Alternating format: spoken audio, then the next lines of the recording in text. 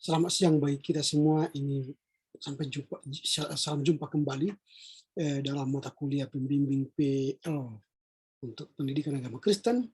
Kali ini kita akan memasuki pertemuan yang ke-17 sebelum kita akan mengakhiri perkuliahan kita pada semester ini, dan minggu depan kita akan masuk pada ujian akhir semester. Dan pertemuan yang ke-17 ini kita akan membahas tema tentang Daniel sampai Amos.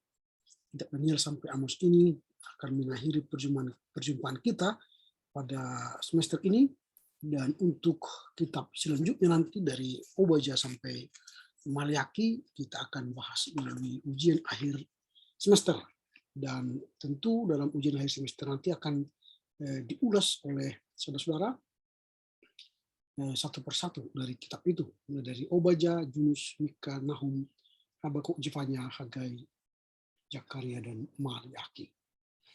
Baik, kita akan masuk pada perkuliahan kita hari ini dengan topik kitab Daniel sampai Amos.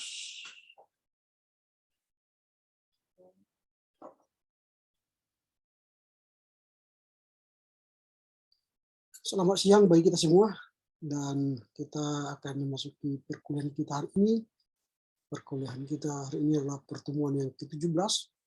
Kita akan membahas kitab Daniel sampai kitab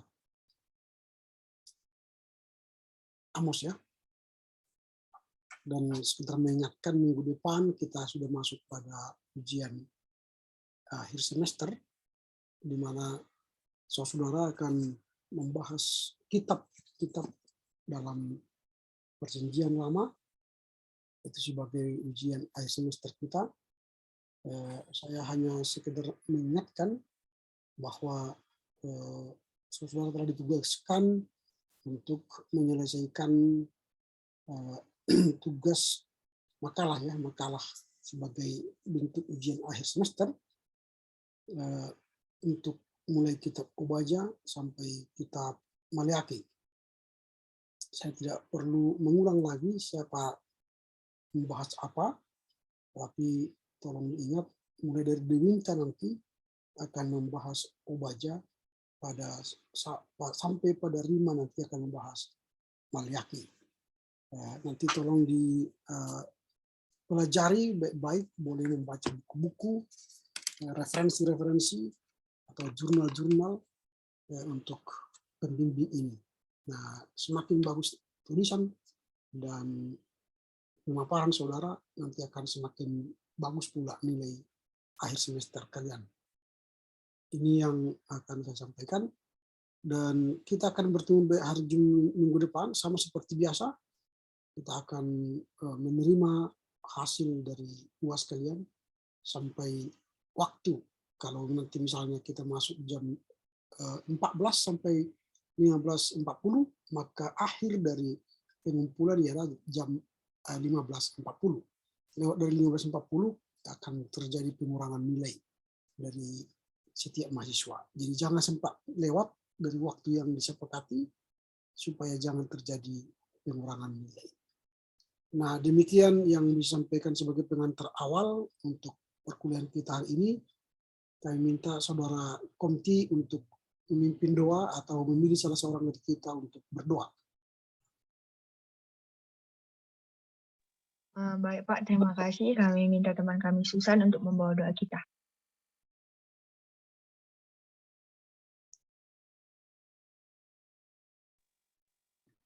Silakan Susan.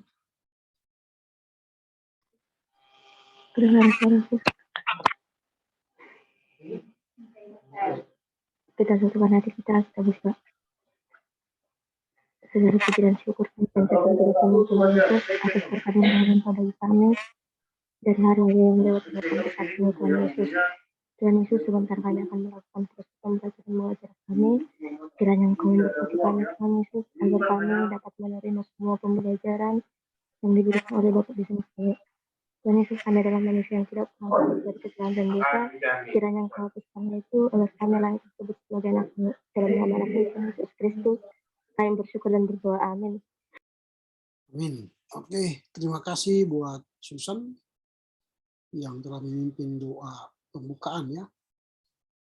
Ya, ada ini satu orang yang belum hadir dalam perkuliahan kita hari ini.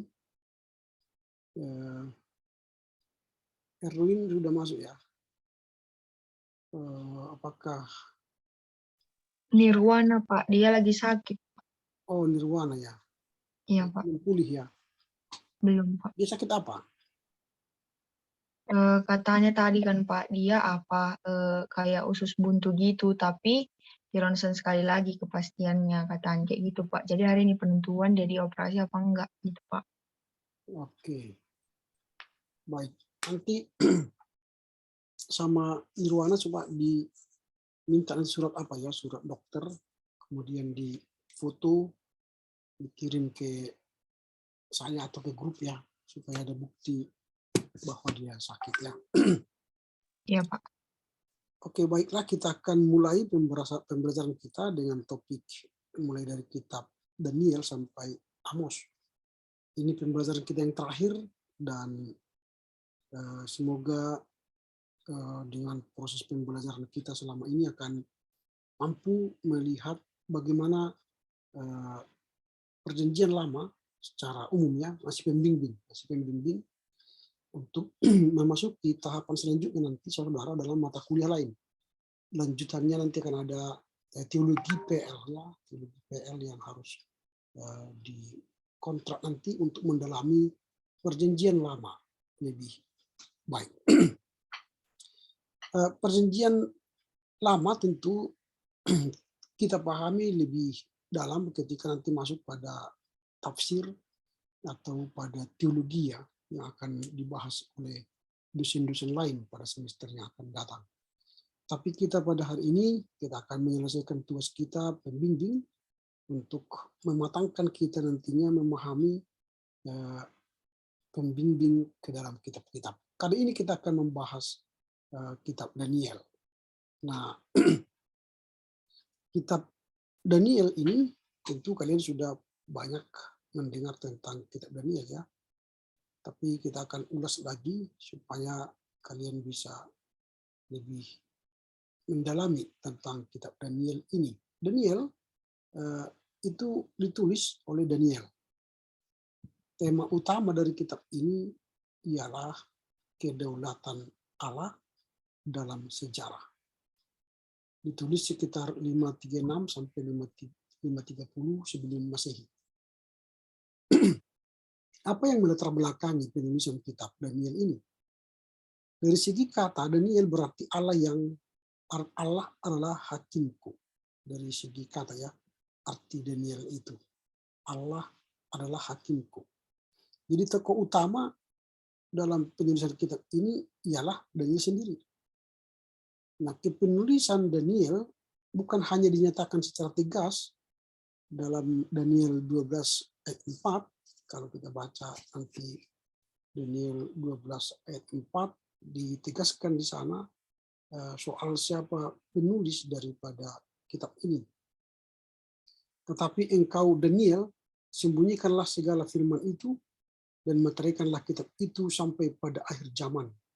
Banyak orang akan menyelidikinya dan pengetahuan akan bertambah. Jadi di situ ditegaskan siapa yang menjadi penulis dari kitab ini. Jadi Daniel itu sendiri. Nah, kepenulisan oleh Daniel bukan hanya dinyatakan secara tegas dalam Daniel 12 dalam 4, tetapi juga tersirat dengan banyak petunjuk riwayat hidup Daniel sendiri dalam pasal 7 sampai 12. Nah, Yesus menghubungkan kitab Daniel ini dengan Nabi Daniel. Ketika mengutip Daniel 9 ayat 27. Nah, kitab ini mencatat berbagai peristiwa penyerbuan pertama Nebukadnezar ke Yerusalem tahun 605 sebelum Masehi hingga tahun ketiga pemerintahan Koresi 536 sebelum Masehi. Jadi latar belakang sejarah kitab ini ialah Babel, ya, pembuangan Babel selama 70 tahun pembuangan yang dinubuatkan oleh Yeremia. Daniel adalah seorang remaja ketika peristiwa dalam pasal 1. Jadi ketika kita baca pasal 1 itu, Daniel pada waktu itu remaja. Remaja pada saat ini kita andaikan dia berusia 15 sampai 17 tahun ya. Itu remaja. Kemudian pada akhir pelayanannya dia berusia 80 tahunan. Berarti mulai dari 15 tahun dia sudah menjadi nabi atau hamba Tuhan hingga dia menerima berbagai penglihatan pada usia 80 tahun. Ya, jadi penglihatan itu baru dia lihat atau dia tahu ya penglihatan-penglihatan itu atau nubuatan-nubuatan itu baru dia tahu setelah dia berusia 80 tahun. Itu nanti kita bisa baca pada pasal 9 sampai 12. Sama dengan Yohanes juga ketika menerima nubuatan di Pulau Patmos, dia sudah hampir berusia 80 sampai 90 tahun. Dia sudah tua. Artinya penglihatan itu mereka terima pada saat usia tua. Daniel pada usia 80 tahun, ya Yohanes itu pada sekitar 85 tahun menerima nubuatan itu. Daniel mungkin diperkirakan hidup sekitar 530 sebelum Masehi. Menyelesaikan kitab ini dalam usia lanjut. Jadi mungkin dia menyelesaikan kitab Daniel ini sekitar 90-an lah ya. Karena pada usia 80-an baru dia terima nubuat, kemungkinan dia akan menulis apa yang dia lihat itu sekitar usia 85 atau 90 tahun. Nah, bandingkan Yohanes dan kitab Wahyu. Nah, Yohanes juga menulis kitab Yohanes dan Wahyu itu pada usia tua, lansia. Nah, para pengkritik modern menganggap kitab ini ditulis sekitar abad kedua sebelum Masehi dengan nama samaran Daniel, telah berkesimpulan demikian lebih karena dibimbing praduga filsafat mereka dan bukan oleh fakta-fakta. Jadi ini hanya halulah istilah sekarang. Ya. Tapi nggak apa-apa, itu kan dalam rangka membangun paradigma baru soal siapa penulis dari kitab Daniel ini sendiri. Pengetahuan kita tentang Nabi Daniel diperoleh hampir sepenuhnya dari kitab ini. Jadi memang data tentang Daniel lebih banyak dari kitab Daniel itu sendiri, bukan dari kitab lain.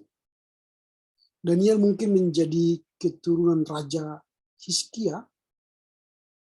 Nanti kalau kita baca 2 Raja 20 ayat 17 sampai 18, kalau kita baca ya 2 Raja 20, 2 Raja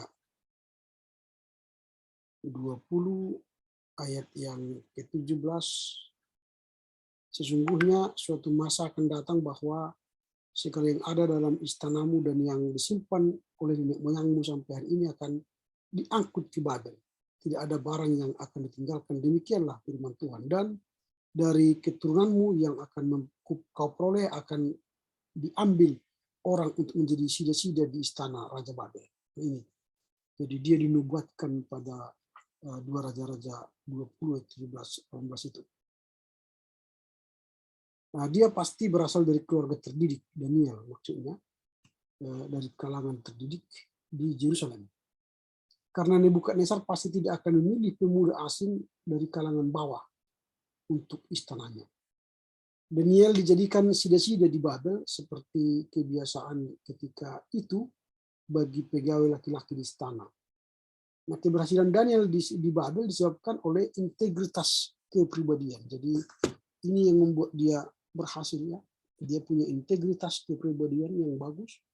Dia memiliki karunia-karunia nubuat yang bagus dan kemudian campur tangan Tuhan yang mengakibatkan dia segera mendapat kenaikan pangkat kepada dudukan penting dan penuh tanggung jawab. Jadi ini penting dalam rangka meningkatkan karir kita di setiap lini kehidupan. Kita harus punya integritas. Kemudian jika Tuhan berkehendak memberi kita nubuat-nubuat, dan tentu kita harus punya harapan Tuhan campur tangan dalam kehidupan kita. Sehingga promosi Tuhan itu jauh lebih hebat daripada promosi manusia. Ini yang kita lihat dalam kehidupan Daniel. Nah, secara kronologis Daniel termasuk salah satu nabi PL yang terakhir. Hagai, Zakaria, dan Maliaki mengikutinya dalam aliran nubuat Perjanjian Lama. Dialah rekan sejaman yang lebih muda dari Yeremia dan mungkin sama umurnya dengan Yehezkiel. Apa tujuan penulis Daniel untuk mencetak atau menulis kitab ini? Atau apa tujuan Daniel untuk menulis kitab ini? Yang pertama untuk menenteramkan hati, ya, untuk menenteramkan hati umat Perjanjian Lama bahwa hukuman pembuangan di antara bangsa-bangsa kafir tidak akan menjadi nasib tetap mereka. Jadi pembuangan di Babel itu tidak akan menjadi nasib tetap, tetapi ini sementara. Tuhan akan menggantikan pembuangan Babel dengan kembalinya mereka ke Yerusalem. Nah, itu tujuannya. Jadi Daniel hendak membuat sebuah harapan bahwa pembuangan itu bukanlah selama-lamanya, dia hanya sementara, dan pada saatnya nanti mereka akan kembali ke Yerusalem. Jadi dia menenteramkan hati umat Israel. Yang kedua, untuk mewariskan kepada umat Israel sepanjang sejarah berbagai penglihatan bersifat membuat tentang kedaulatan Allah atas bangsa-bangsa, kemenangan terakhir kerajaannya di bumi ini. Jadi dia hendak memberikan sebuah warisan sebagai orang yang punya nubuat, dia hendak mewariskan nubuat tentang kedaulatan Allah itu kepada umat Israel. Jadi itu yang kedua. Jadi tujuan kitab ini ditulis untuk menenteramkan hati umat Israel yang berada dalam pembuangan. Pembuangan itu tidak tetap, tetapi akan segera berakhir, dan dia mewariskan nubuat tentang kedaulatan Allah kepada generasi-generasi Israel. Nah, kedua maksud ini ditujukan sepanjang kitab ini dalam kehidupan Daniel dan ketiga sahabatnya, dan dilukiskan dalam nubuat dan pelayanan Daniel. Kitab ini menegaskan bahwa janji-janji Allah untuk memelihara dan mengembalikan umat perjanjiannya Allah sama pastinya dengan kerajaan Mesias yang akan datang dan bertahan selama-lamanya.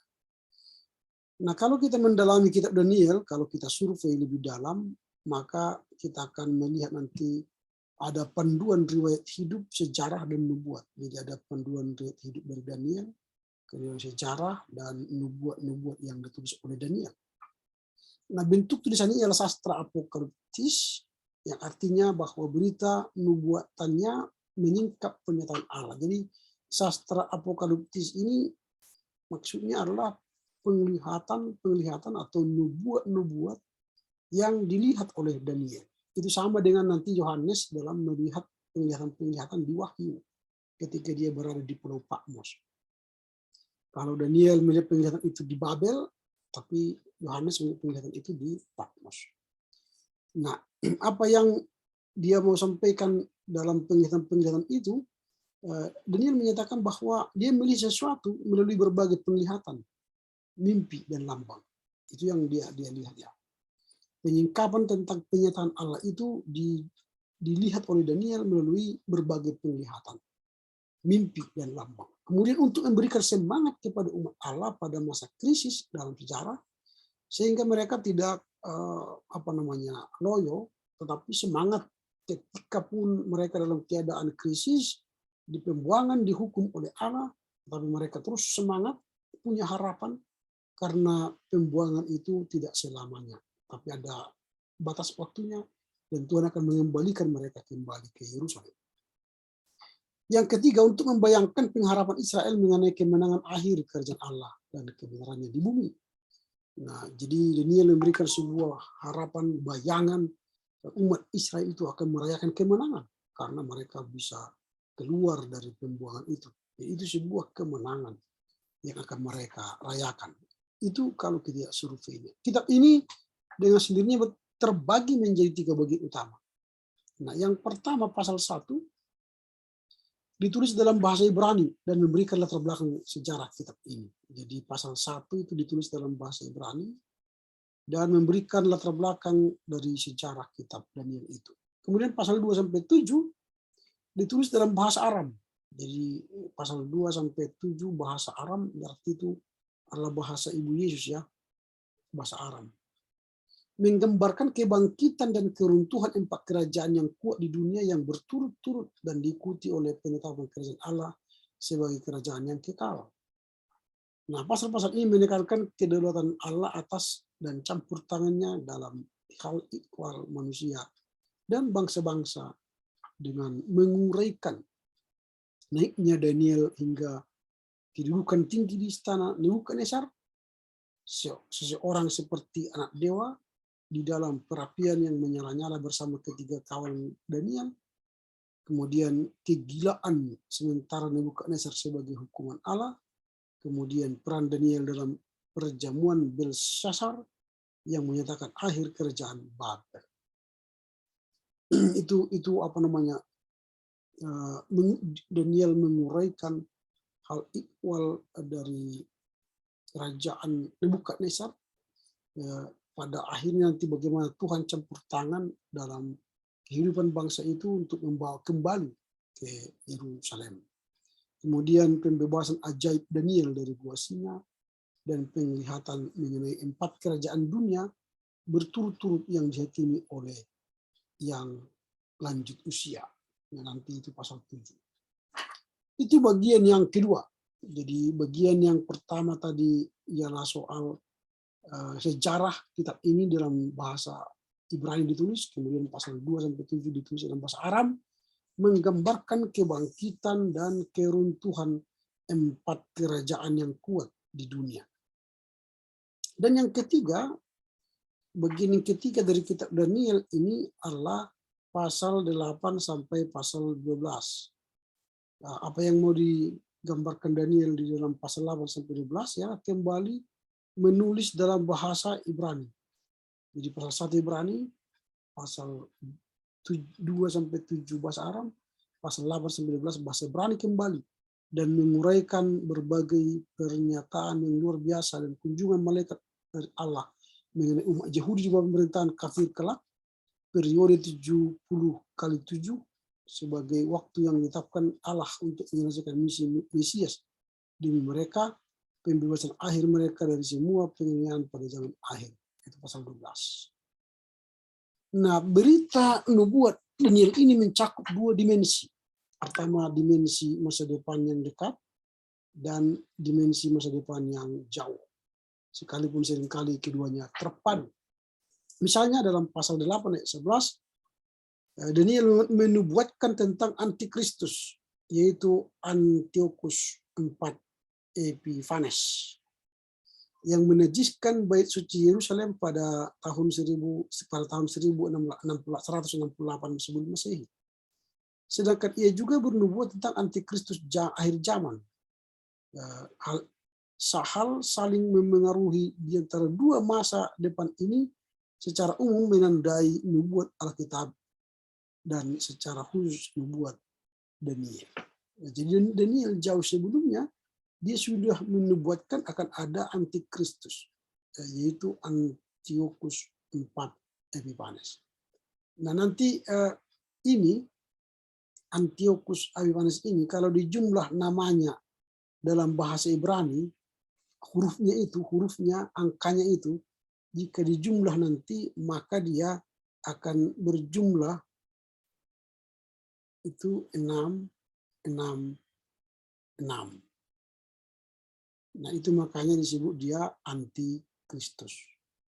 Jadi bukan semua paus atau semua orang yang memimpin bangsa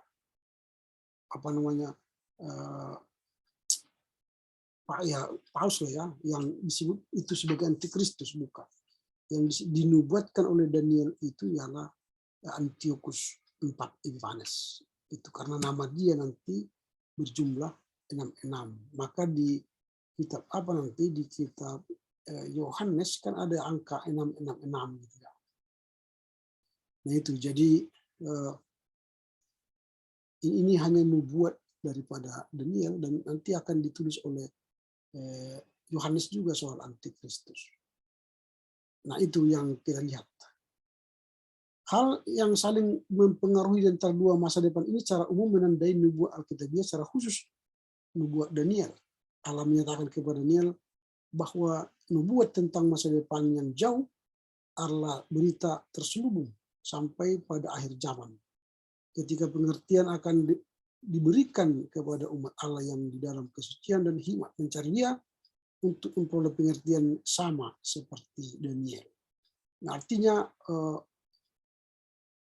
yang masa depan yang jauh itu adalah masih terselubung, tapi masa depan yang dekat itu ialah masa depan yang diberitahukan kepada kita secara personal. Nah, itu yang dikatakan oleh Daniel, sehingga ya kedua masa depan ini saling memengaruhi, masa depan yang jauh dan masa depan yang dekat. Nah, apa ciri khas dari kitab Daniel? Ada beberapa kitab ciri khas kitab Daniel, ada minimal 8 ya. Yang pertama, kitab ini adalah kitab Nabi besar terpendek. Jadi terpendek ya.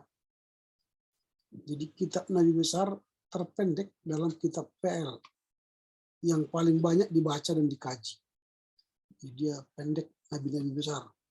Nabi-Nabi besar itu kan kalau kita lihat dari Perjanjian Lama, banyak itu Nabi-Nabi besar. Mulai dari Daniel, Yeskiel, Daniel, Hosea, Yoel, Amos, Obadja, mulai kemudian Yesaya, Yeremia. Nah itu nabi-nabi besar ya. Dan dari nabi-nabi besar itu Yesaya, Yeremia, Yeskiel, Daniel, kitab Daniel lah yang terpendek. Kalau Yesaya dan Yeremia kan panjang pasalnya. Kalau Yesaya itu ada 66, sementara kalau Yeremia ada 52. Tapi Daniel itu hanya 12 pasal. Nah, makanya dia yang terpendek. Kalau Yeskiel itu ada 48 pasal. Nah, tapi kalau Daniel memang dia yang terpendek, dia hanya 12 pasal. Itu cirinya. Yang pertama. Jadi dia adalah nabi besar yang terpendek kitabnya, tulisannya maksudnya. Bukan dia pendek ya, tapi tulisannya yang pendek.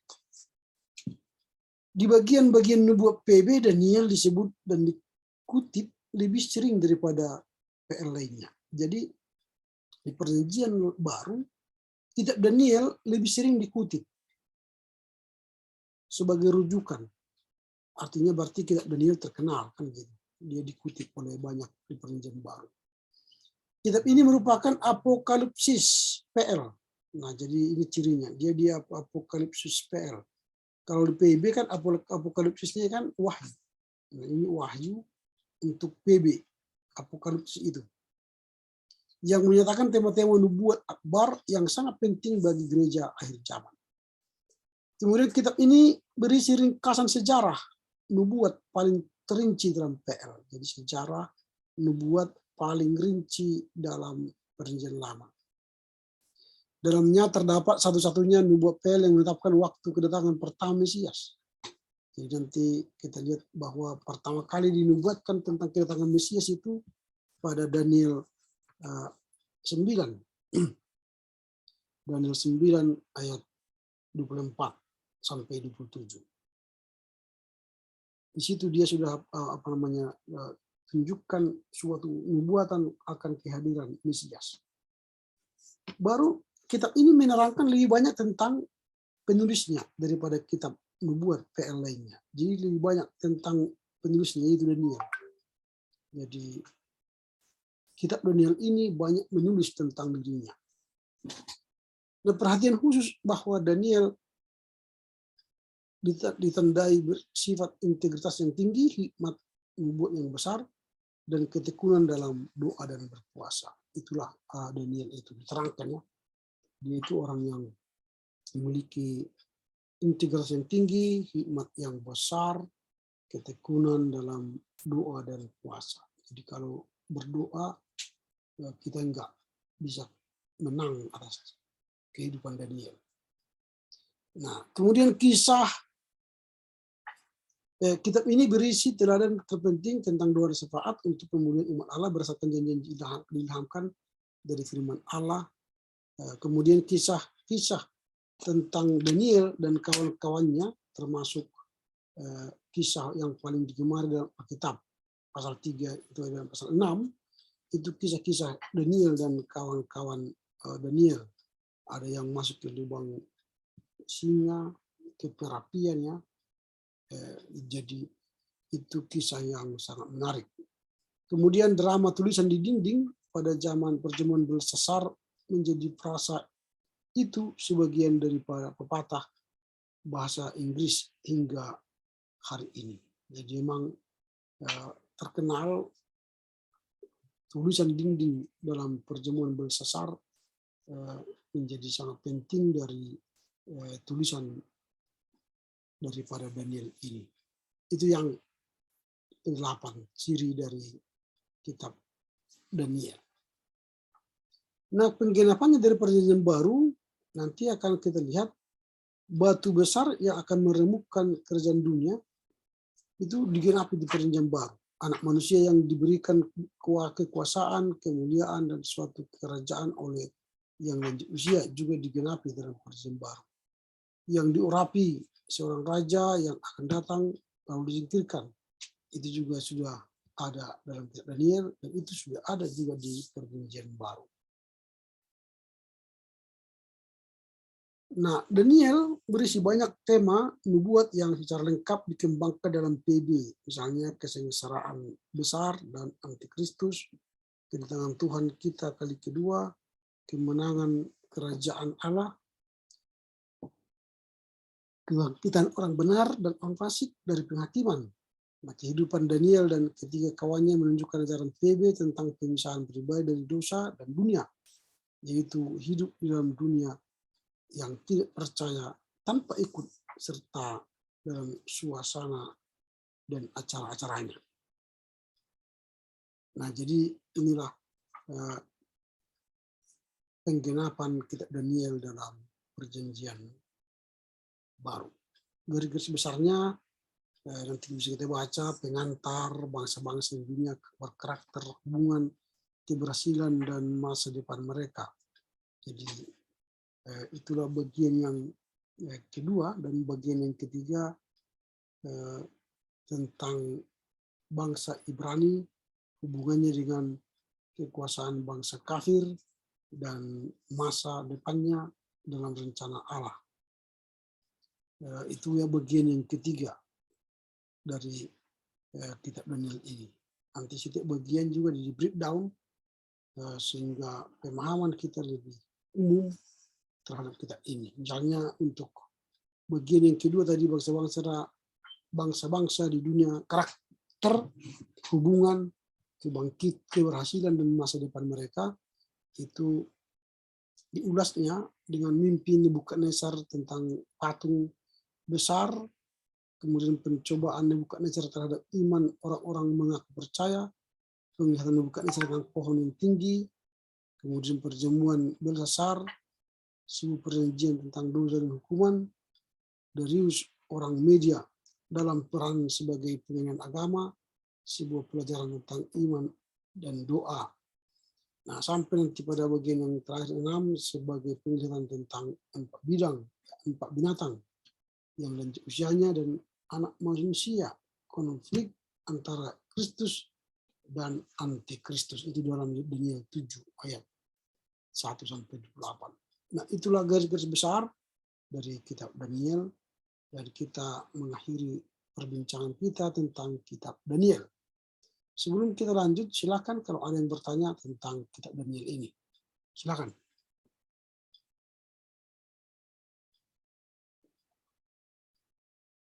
Kalau ada yang mau bertanya tentang kitab Daniel. Ada yang mau bertanya?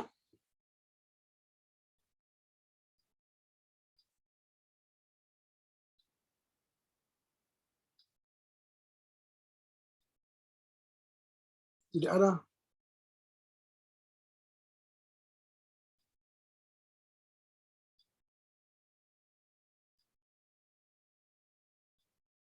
Apakah sudah dipahami untuk kitab Daniel?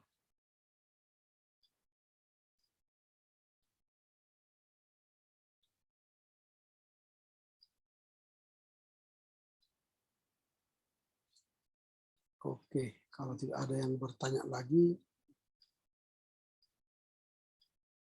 kita akan lanjut pada kitab Hosea. Nah, sekarang kita masuk pada pembahasan kitab Hosea.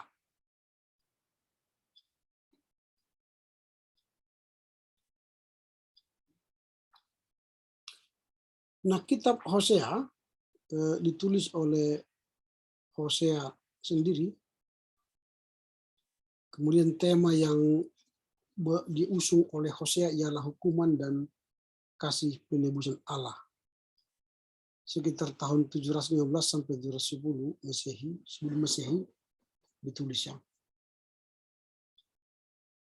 Apa yang melatar belakangi penulis Hosea ini menuliskan kitabnya?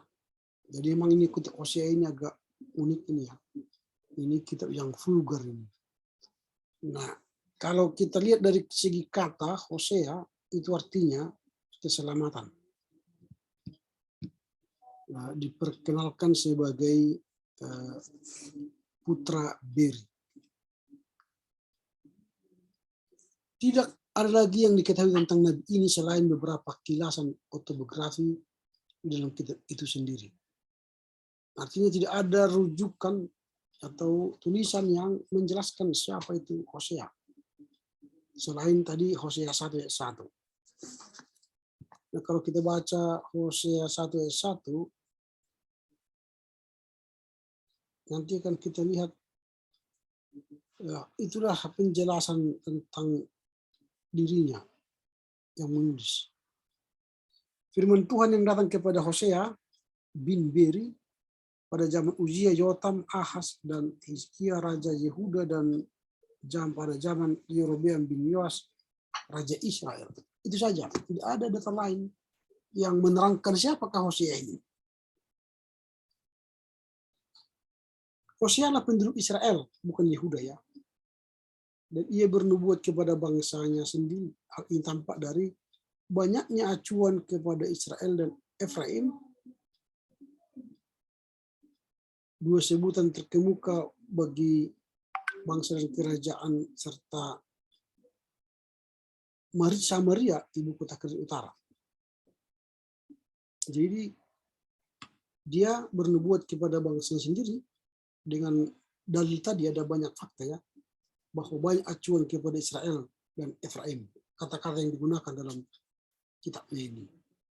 Kemudian acuannya kepada Raja Israel di Samaria sebagai raja-raja kita. Nah, jadi dia mengatakan ya, raja-raja kita ya. Kemudian perhatiannya yang mendalam akan kebobrokan rohani, moral, politik, dan sosial Israel. Itu makanya dia disebut sebagai orang yang berpenduduk Israel, bukan Yehuda, karena dia tadi banyak mengacu pada kata-kata Israel, Efraim, lalu dia mengatakan raja kita, baru yang terakhir dia melihat keadaan kebobrokan rohani, moral, politik, dan sosial Israel. Nah, itu yang dia lihat dalam pergumulannya ya menulis Hosea ini. Dalam pelayanan Hosea kepada kerajaan utara terjadi segera setelah pelayanan Amos.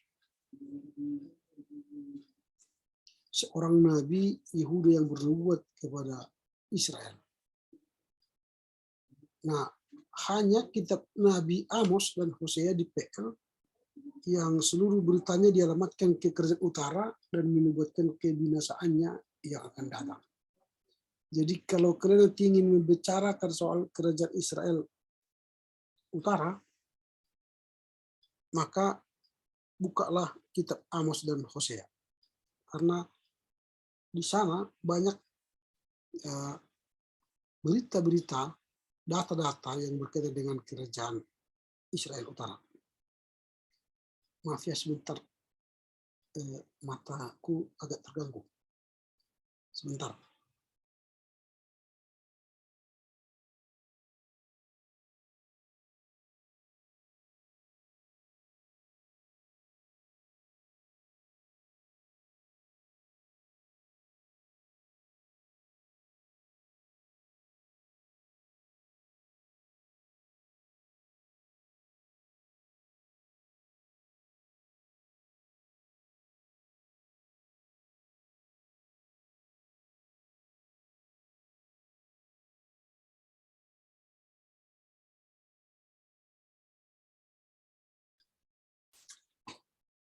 Ada masuk apa namanya tadi binatang.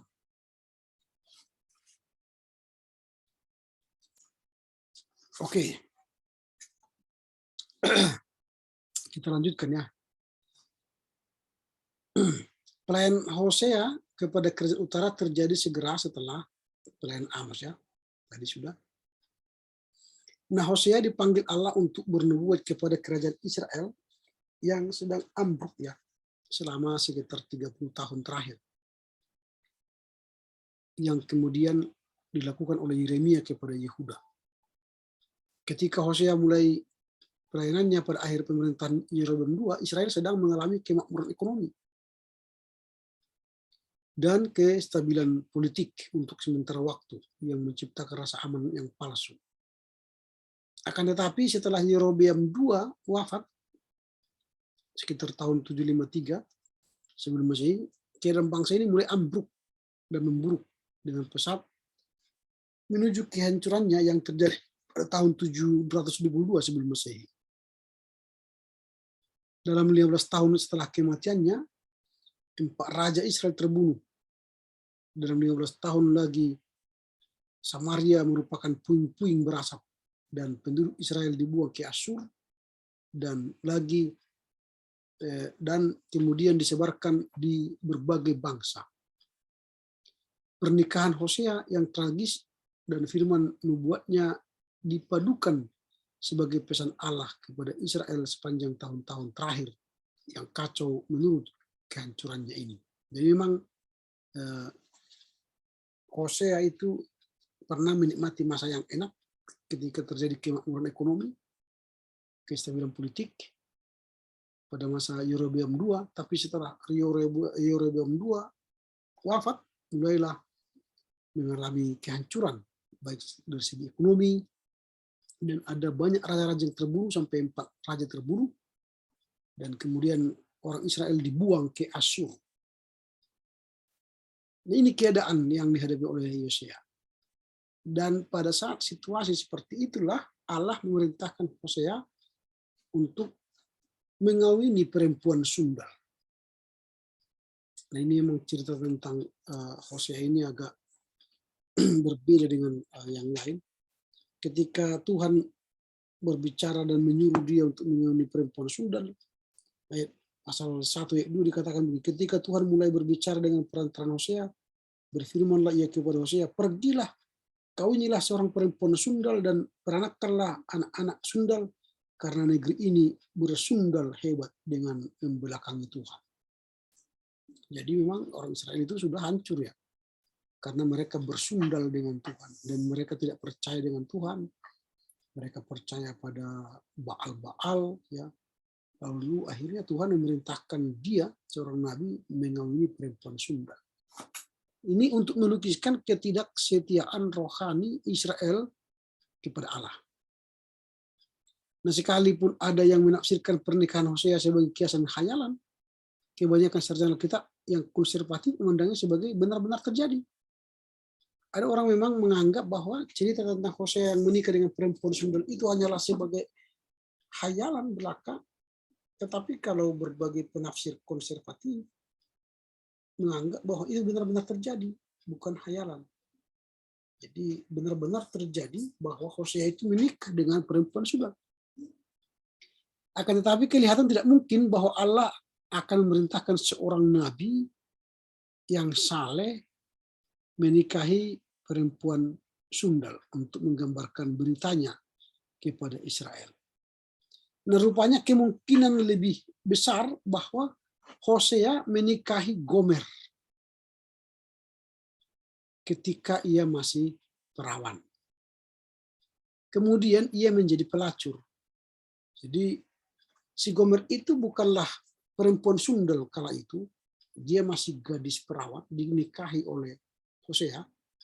Tetapi karena situasi tadi, karena situasi ekonomi tadi yang hancur, akhirnya Gomer dia menjadi pelacur. Nah, makanya Tuhan marah. Nah, pada awalnya memang orang Israel itu kan setia. Ketika tadi terjadi kemakmuran ekonomi pada Yerobeam II, tapi setelah Yerobeam II mati, hancurlah ekonomi, maka banyak orang Israel yang tidak setia kepada Allah. Termasuk istrinya Hosea itu, si Gomer itu menjadi pelacur. Jadi perintah untuk kawinilah seorang perempuan sundal diberikan sebagai nubuat yang mengantisipasi apa yang terjadi. Nah, ini keadaan waktu itu. Jadi memang Nabi tidak menikah dengan perempuan sundal, tapi istrinya yang akhirnya melacur sehingga dia menjadi perempuan sundal. Nah, bisa saja terjadi seperti itu karena krisis ekonomi. Istri hamba Tuhan pun bisa jadi pelacur. Istri pendeta misalnya bisa jadi pelacur. Bisa saja.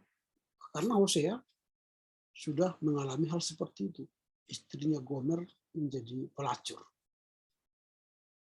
Nah, latar belakang sejarah pelayan Hosea disebutkan sebagai dalam pemerintahan Yerobeam II dan dari Israel dan 4 raja Yehuda itu yang mati tadi, yaitu Uzia, Yotam, Ahaz, dan Hizkia di sekitar tahun 755 sampai 715 tidak hanya menjadikannya sebagai rekan sejaman dari Yehuda daripada Amos, tetapi dari Yesaya dan Mika.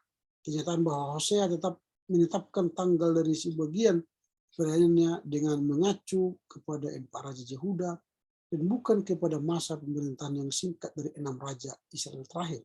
Mungkin menunjukkan bahwa ia melarikan diri dari kerajaan utara untuk tinggal di Yehuda menjelang kehancuran Samaria oleh Asyur.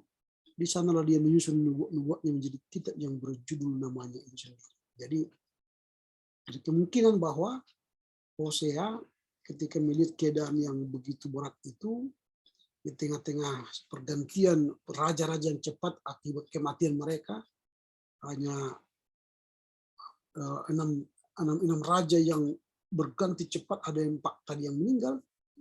Jadi mungkin dia melarikan diri ke kerajaan Israel Utara, itu ke Samaria. Dan dia tinggal di Yehuda. Dan dari sana dia menulis nubuat-nubuatnya. Nah, itu yang kemungkinan terjadi di latar belakang penulisan kitab Hosea ini. Nah, memang harus diakui bahwa Hosea adalah nabi yang mengalami penderitaannya sangat berat. Nah, apa tujuan penulis kitab Hosea ini kepada pembaca? Ketika kita membaca sekarang, apa tujuannya? Nah, nubuat Hosea adalah usaha terakhir Allah untuk memanggil orang Israel supaya bertobat. Dari apa? Dari penyembahan berhala. Karena Allah tadi mengatakan mereka bersundal. Karena mereka menomorduakan Tuhan dan pergi ke Baal. Dan supaya mereka juga meninggalkan kefasikan mereka yang tak kunjung berakhir sebelum menyerahkan mereka kepada hukuman yang penuh atas dosa-dosa mereka. Nah, kitab Hosea ini ditulis untuk menyatakan bahwa Allah sungguh-sungguh mempertahankan kasih-Nya kepada umat perjanjiannya dan dengan sungguh-sungguh ingin menebus mereka dari kejahatan mereka. Dan bahwa hal-hal menyedihkan terjadi bila orang terus-menerus tidak menaati Allah dan menolak kasih-Nya yang menebus. Nah, inilah tujuan yang ditulis oleh penulis Hosea sendiri kepada pembaca. Ketidaksetiaan istri Hosea dicatat sebagai gambaran ketidaksetiaan Israel kepada Allah. Gomer mengejar laki-laki lain. Wah, ini. Sedangkan Israel mengejar dewa-dewi lain. Gomer melakukan zina jasmania, sedangkan Israel zina rohani. Jadi ini perbedaan atau kesamaan sebenarnya antara Gomer dengan Israel. Jadi Gomer itu mengejar laki-laki lain, Israel mengejar dewa-dewa lain. Kalau Gomer melakukan zina jasmani, kalau Israel zina rohani. Jadi kalau kita bayangkan sekarang seperti itu, banyak sekali para umat Kristen, umat percaya itu percaya Tuhan hari Minggu, berdoa, memuji Tuhan. Ya. Tapi kalau Senin, Selasa sampai Sabtu dia percaya dukun, dia percaya tahayul, ya supaya laris jualanmu katanya gantungkanlah lidah biawak atau apa, lidah terenggiling gitu, dia apa di jualanmu itu. Kalau terenggiling itu kan mulutnya gini, lidahnya kan gini, datanglah semut ini baju baru sekali itu dia makan. Nah itu.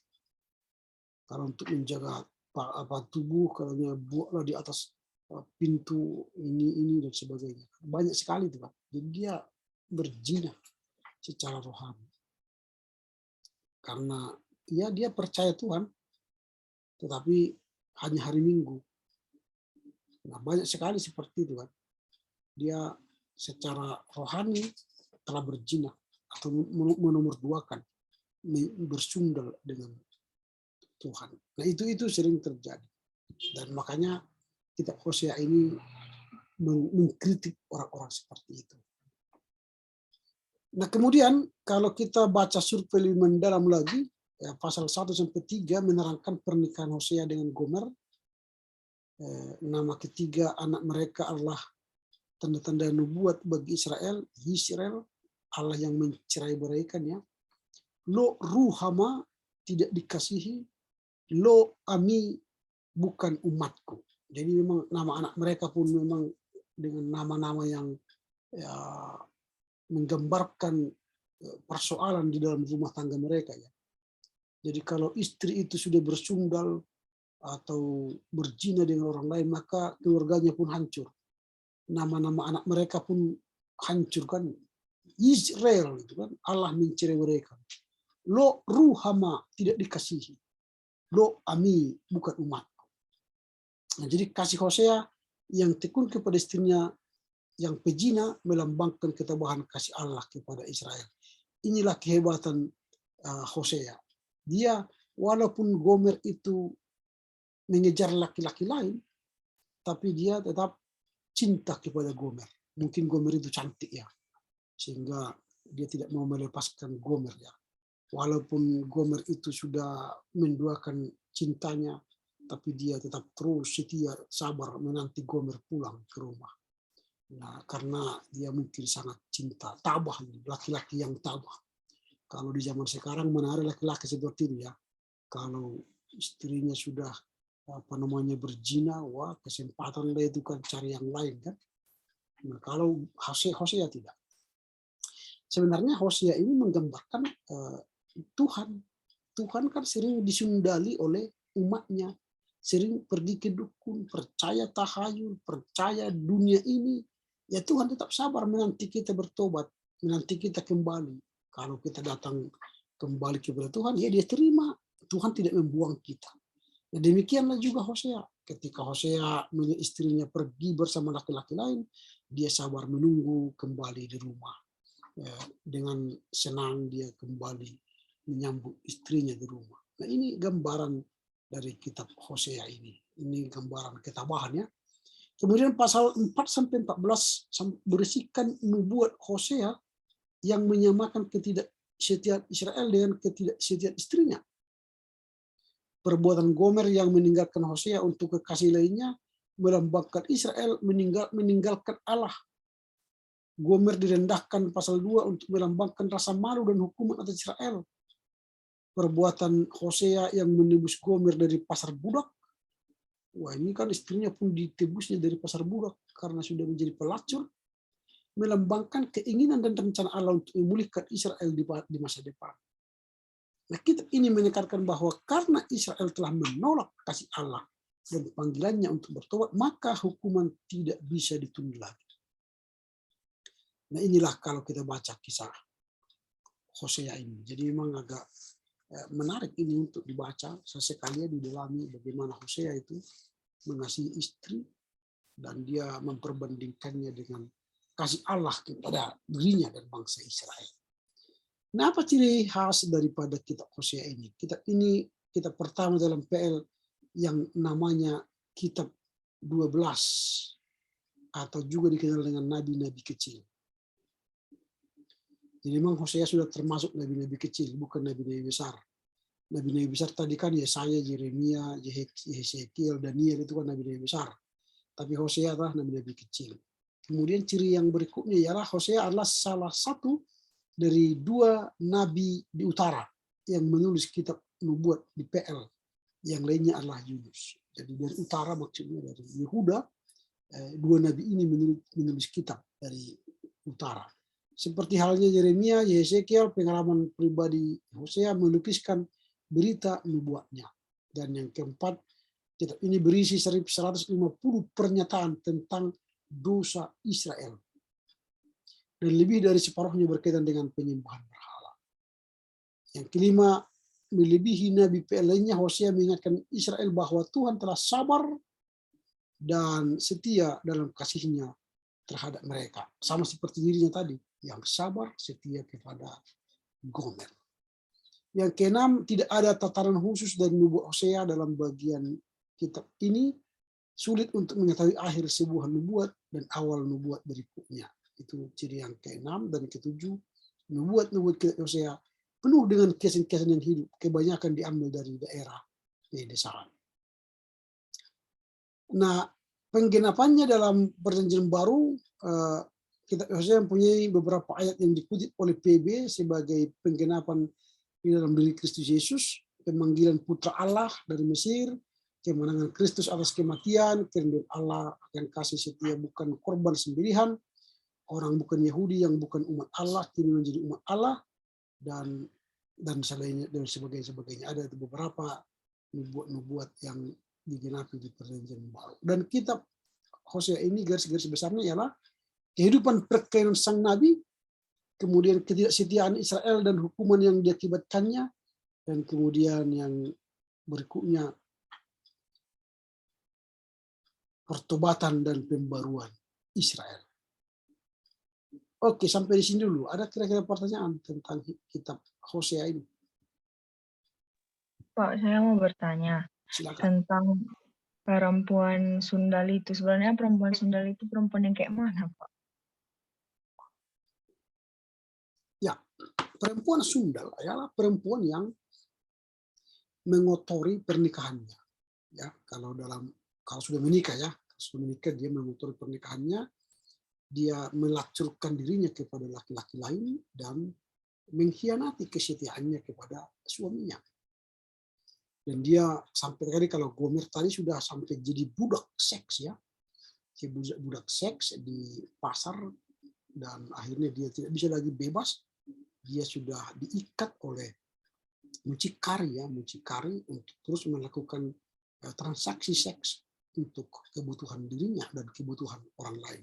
Itu Sundal.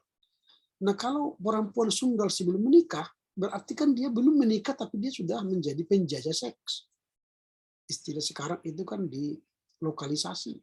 Kalau di Surabaya dulu di Kalijodo, ya kalau di Bandung dulu apa namanya?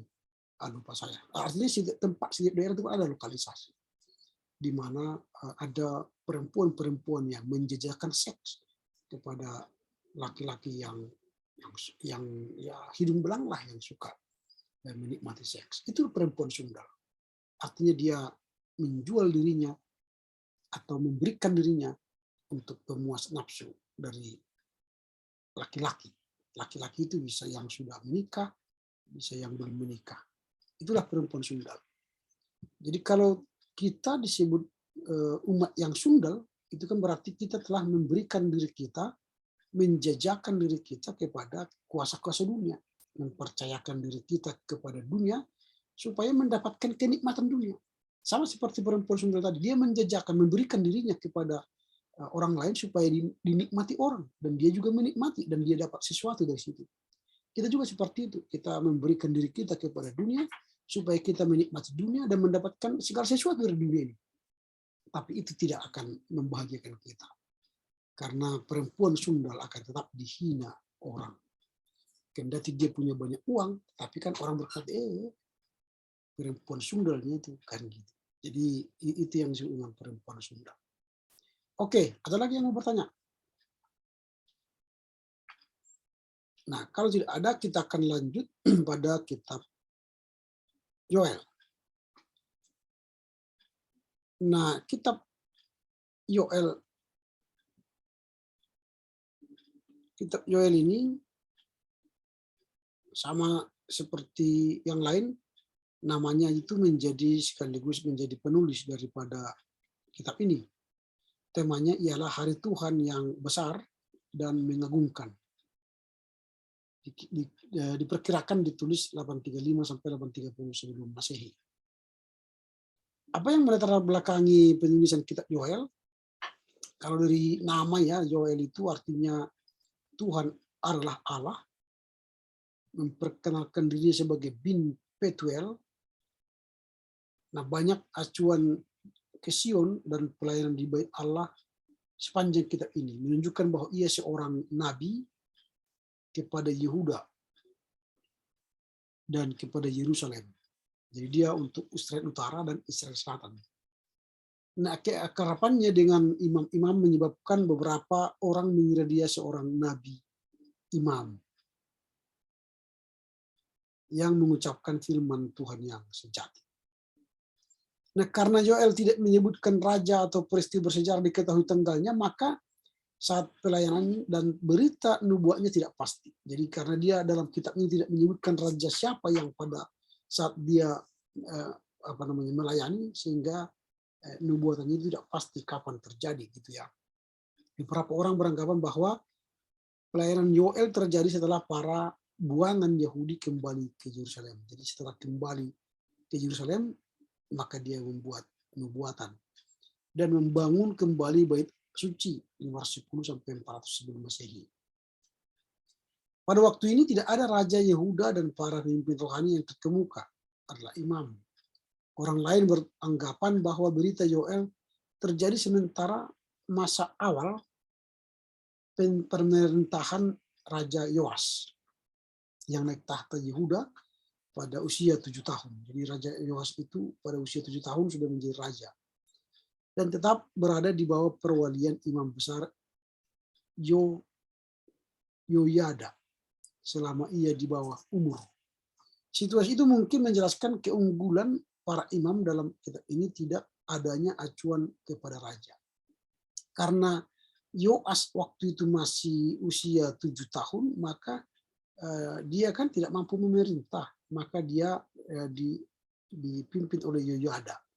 Sehingga pada saat itu yang terkenal bukan lagi raja, tapi adalah imam. Imam yang menjadi terkenal, bukan raja. Nah itu yang pada saat itu. Jadi para imamlah yang menjadi kata kunci dalam penulisan kitab Yoel. Nah tema nubuat dan gaya sastra Yoel lebih dekat dengan nabi-nabi abad ke-8. Amos, Mika, dan Yesaya daripada dengan nabi-nabi pasca pembuangan seperti Hagai, Zakaria, dan Malaki. Semua fakta ini dan beberapa fakta lainnya cenderung mengarah ke abad ke-9 sebelum Masehi sebagai latar belakang kitab ini. Jadi kitab ini lebih condong pada abad ke-9 sebelum Masehi.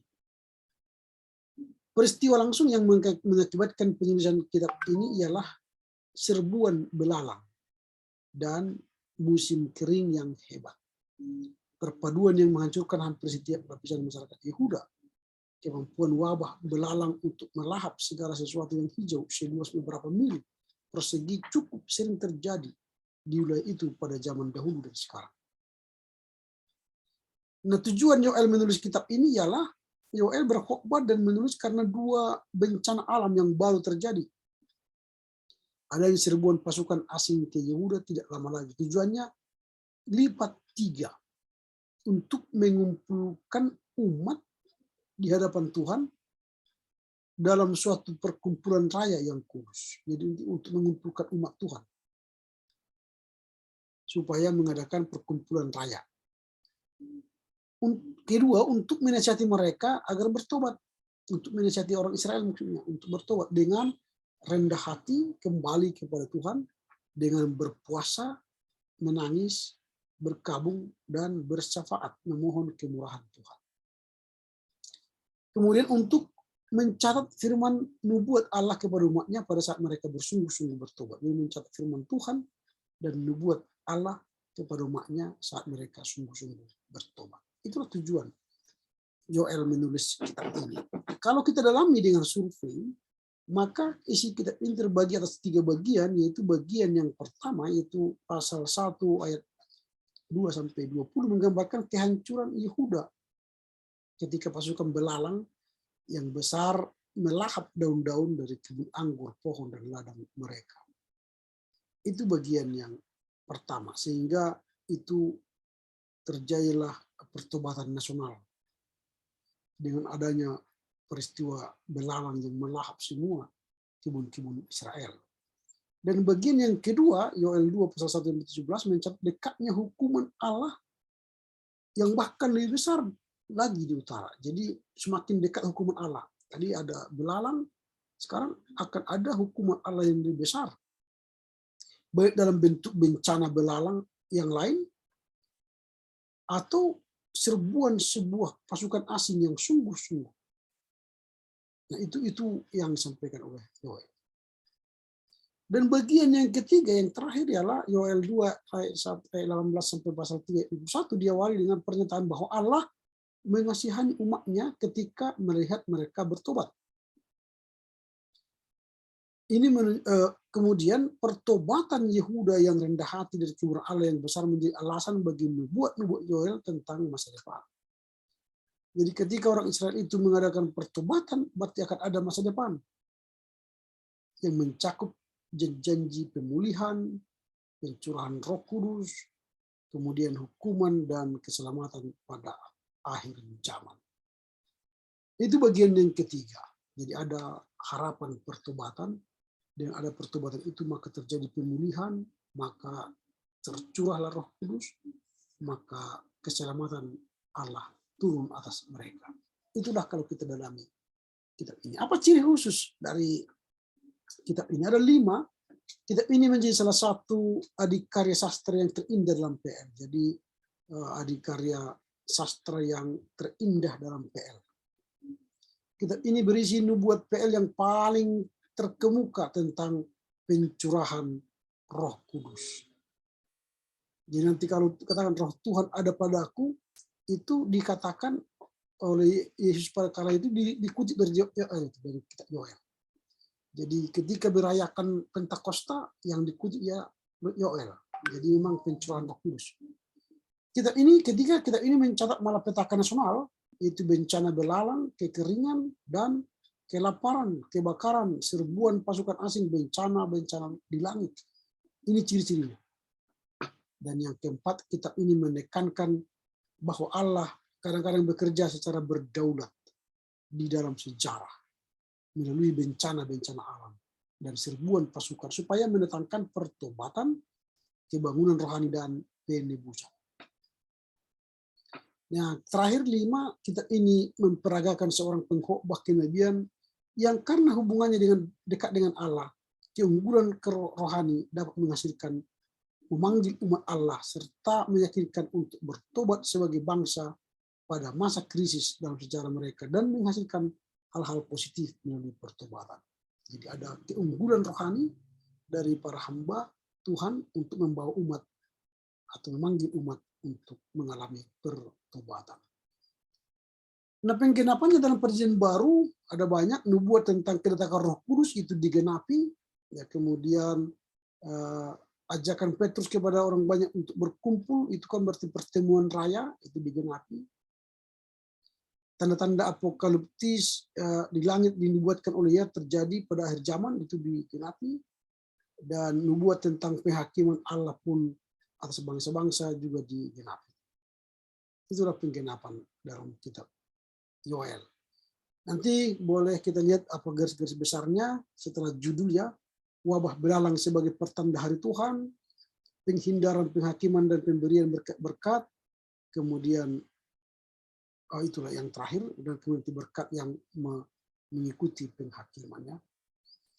Itulah untuk kitab Yoel. Ada kira-kira yang bertanya tentang kitab Yoel? Dipersilakan.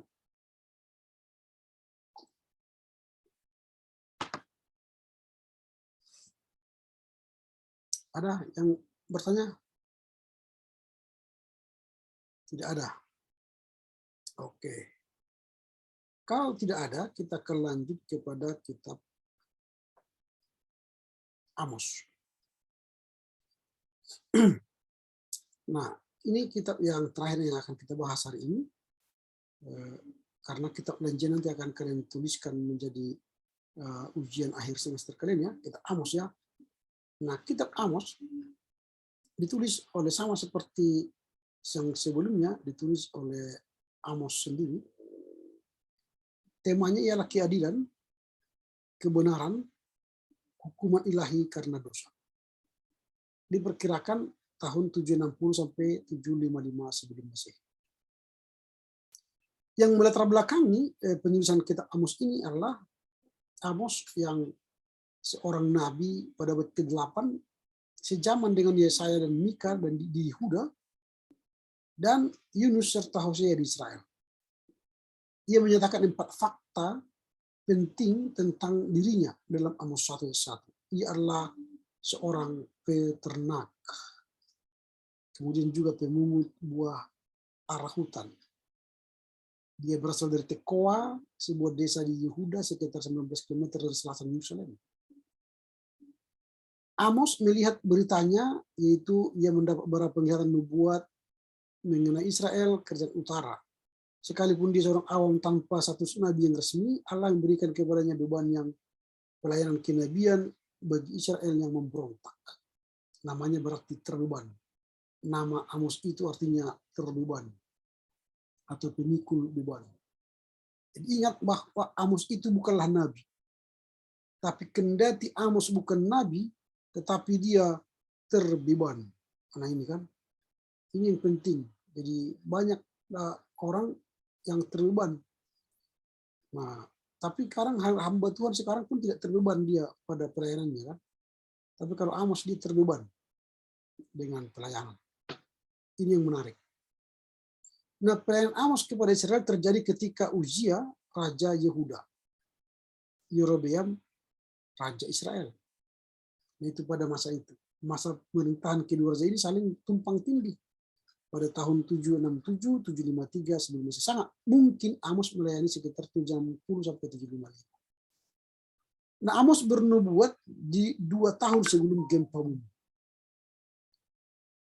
Nah, para ahli purbakala telah menemukan bukti terjadinya sebuah gempa bumi besar yang merusak dari waktu itu di beberapa tempat Israel, termasuk ibu kota Samaria. Zakaria juga menyebutkan gempa bumi yang sama lebih dari 200 tahun kemudian, serta menyatakan bahwa gempa itu sangat besar. Acun Amos menyinggung bahwa ia memandangnya sebagai pengesahan dari berita dan pelayanan sebagai nabi kepada Israel.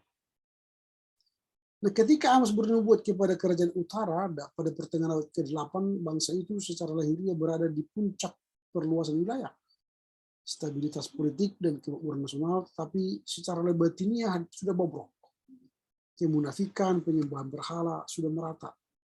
Masyarakat hidup mewah secara berlebihan, kebejatan merajalela, sistem peradilan rusak, dan penindasan orang miskin merupakan kebiasaan umum. Dalam rangka mengikut panggilan Allah, Amos pergi ke Betel, tempat tinggal raja-raja II, dan pusat agama yang dibanjiri para penyembah. Di sanalah Amos dengan berani memberitakan berita keadilan, kebenaran, dan hukuman ilahi karena dosa kepada umat yang tidak mau mendengarkan apa yang dikatakan Tuhan kepada mereka. Nah, Amos menuliskan kitab ini dengan tujuan kemakmuran Israel hanyalah memperdalam kebobrokan mereka. Jadi dia melihat bahwa kehancuran Israel itu atau kemakmuran Israel itu menjadi awal dari kehancuran Israel. Karena ketika Allah dengan kemurahannya mengutus Amos ke Betel untuk memberitakan amanat bertobat atau mati, sang nabi diusir dari kota itu. Jadi orang yang sudah makmur memang agak sulit mendengar khotbah. Apalagi kalau disuruh bertobat, pastilah diusir ya. Di gereja pun seperti itu. Kalau ada pendeta yang berkhotbah keras-keras, ada orang kaya di situ, orang kaya itu pasti sakit hati ya. Tidak senang dia khotbah-khotbah yang menyentil-nyentil katanya. Makanya banyak pengkhotbah kalau ada orang kaya, khotbahnya enak-enak didengar gitu ya. Supaya jangan kehilangan berkat katanya. Tapi kalau Amos tidak, ya, dia menyuarakan bertobatlah gitu ya. Tapi akhirnya memang dia diusir. Biasa itu kalau ada pendeta berkhotbah, kalau dia menyentil-menyentil, tidak dipanggil lagi itu berkhotbah. Agak enak itu khotbahnya itu, jangan panggil lagi katanya. Tapi kalau enak panggil lagi lah katanya. Nah itu. Pada waktu itu tidak lama sesudah itu rupanya Amos pulang ke rumahnya di Yehuda dan menulis beritanya. Sehingga dia memiliki maksud untuk menyampaikan sebuah salinan tertulis dari peringatan kenabiannya kepada Raja Yerobeam II. Setelah dia tertolak di Betel, lalu dia pulang ke rumah, dia menulis cerita tentang penolakan kenabiannya itu. Lalu menyebarluaskan berita di Israel dan Yehuda juga tentang kepastian hukuman Allah yang menjelang atas Israel dan bangsa-bangsa di sekitar, kecuali mereka yang bertobat dari penyembahan berhala. Jadi dia sebar berita itu kepada orang-orang bahwa Allah akan mengutuk orang-orang yang tidak mau bertobat, tetapi orang yang bertobat akan dibebaskan. Itu yang dia lihat. Sehingga tujuannya ialah untuk menghentikan kebejatan atau ketidakadilan di Israel. Nah, kalau kita mendalami kitab ini dengan survei, maka kitab ini dengan sendirinya terbagi dalam 3 bagian utama. Bagian yang pertama yaitu Amos 1 sampai pasal 2 16 pertama-tama mengalamatkan berita hukuman kepada 7 bangsa di sekitar Israel termasuk Yehuda. Setelah pada mulanya membujuk Israel hingga dengan senang hati menyetujui hukuman Allah atas bangsa-bangsa lain, maka Amos dengan jelas menguraikan dosa-dosa Israel dan hukuman Allah atas mereka. Itu bagian yang pertama. Lalu bagian yang kedua mencatat 3 berita tegas. Masing-masing dimulai dengan fase dengarkanlah firman ini, baru kemudian Allah menuduh Israel dengan sebagai umat yang diistimewakan telah dibebaskan dari Mesir, baru hanya kamu yang kukenal dari segala kaum di muka bumi, sebab itu aku akan menghukum kamu karena segala kesalahanmu. Dan kemudian yang ketiga, bawalah kemari supaya kita minum-minum. Nah, Amos bernubuat bahwa mereka akan digiring dalam tawaran dengan kait dan kail sebagai hukuman yang layak dari Allah. Nah, Amos mempunyai kata-kata yang sama dengan pedang yang tidak jujur, penguasa korup, pengacara dan hakim yang mencari uang, dan para imam dari nabi yang berkompromi. Kemudian berita ketiga ialah pasal 5-6 mencatat dosa Israel yang menjijikkan. Dan Amos mengimbau mereka untuk bertobat. Celakalah atas orang-orang yang merasa aman di Sion. Itu bagian yang kedua. Dan bagian yang ketiga terakhir, Amos 7 ayat 1-9 sampai pasal 9-10, mencatat 5 penglihatan nubuat Amos mengenai hukuman Allah yang menjelang. Penglihatan keempat secara jelas sekali menggambarkan Israel sebagai keranjang dengan buah musim kemarau yang ranum, yang segera akan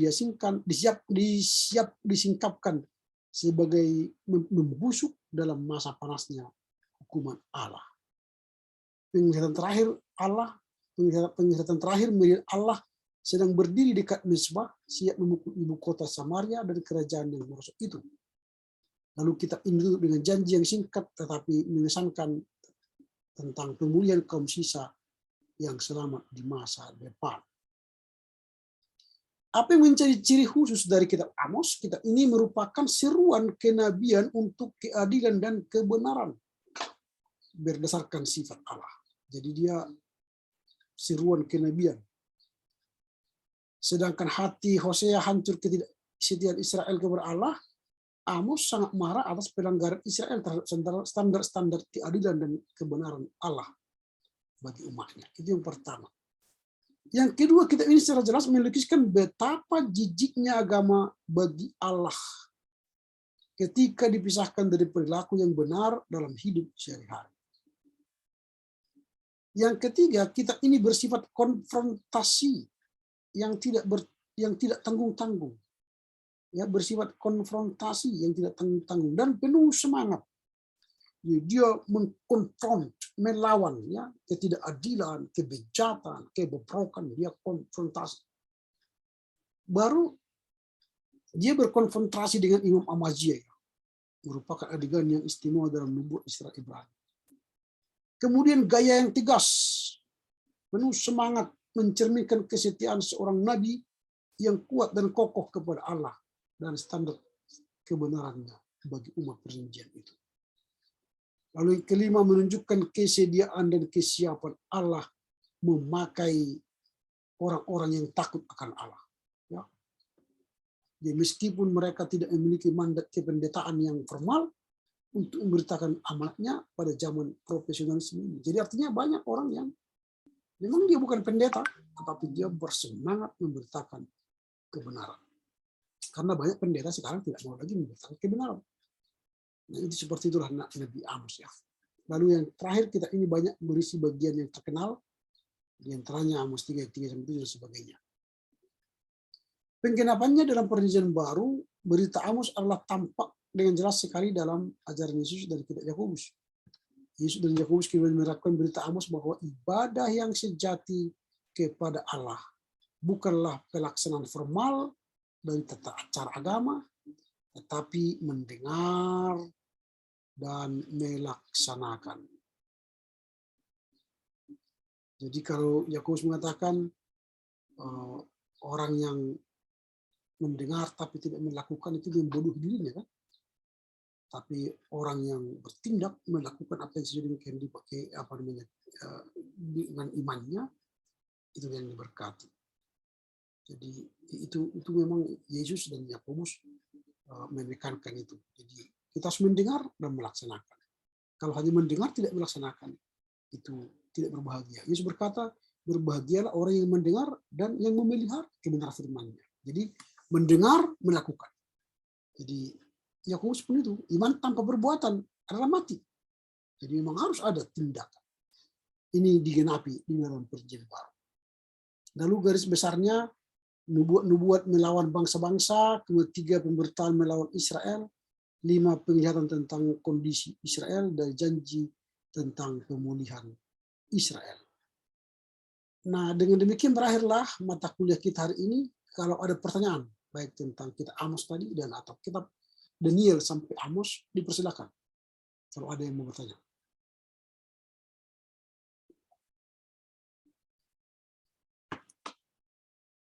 Ada yang mau bertanya? Nah, kalau tidak ada yang mau bertanya, saya akan mengingatkan tadi, minggu depan, dalam rangka membuat file dari apa kita, ujian kita, nanti buatlah filenya Stambuk ya 2021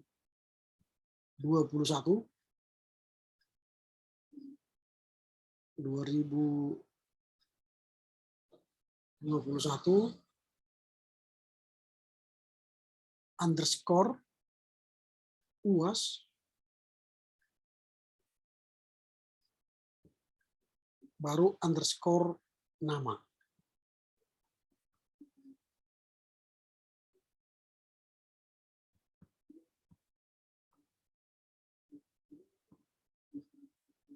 Nah, itu nanti ya. Ini format file untuk UAS. Oh, belum kelihatan ya?